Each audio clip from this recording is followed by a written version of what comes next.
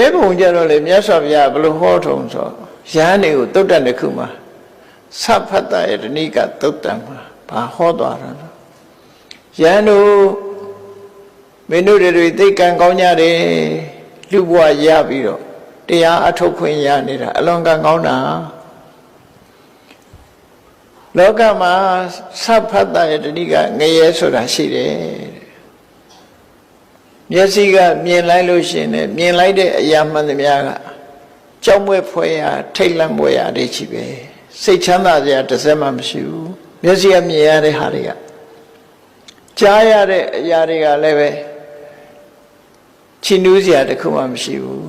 အနံ့ကလည်းပဲချီနူးစရာတစ်ခုမှမရှိဘူး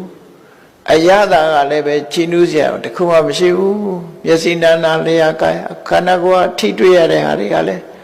ဒုက္ခအတိတွေကြီးပဲခြေတတ်စရာတစ်ခုမှမရှိဘူးတွေးကြည့်ရင်လည်းကြောက်ဝဲဖွယ်ရာတွေကြီးပဲဆို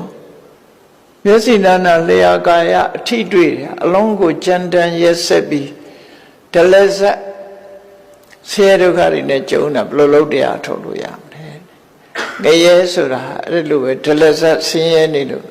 နိရယဆိုတဲ့အဓိပ္ပာယ်ကအယဆိုတာချမ်းသာဒုက္ခနိဆိုတာမရှိတာချမ်းသာဒုက္ခတစ်စက်မှမရှိတဲ့နေရာကိုငရဲလို့ခေါ်တာပဲပါဠိစာပေကနိရယချမ်းသာကင်းတဲ့အရာလို့ခေါ်တယ်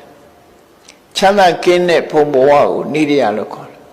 လူပြေမှာချမ်းသာတာရှိသေးတယ်လေဆိုတော့ဥမာပဲသွားကြိုက်တဲ့အခါကျတော့ဒုက္ခရောက်တယ်မဟုတ်လားအဲ့လိုမရ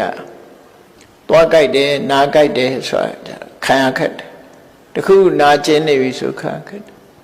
တို့ဒီတိုင်းနေလို့ရှိရင်ဘာမှမဖြစ်ဘူးလေနေလို့ထိုင်လို့ကောင်းနေရင်ဘာမှဖြစ်ဟိုမှာအမြဲတမ်းသွားကြိုက်နေတယ်လို့ခံနေရမှာစဉ်းစားကြည့်ပေါ့တွေးကြည့်အဲ့ဒီဆိုးလိုက်လူတွေမှာတောင်နေမကောင်းတဲ့မသာရှိဒီကိုလုံးနာနေရထိုင်ခက်တယ်လေအေးသူတို့စီမှာသာဝရဒုက္ခတွေနဲ့ပဲနေကြတာဖြစ်တယ်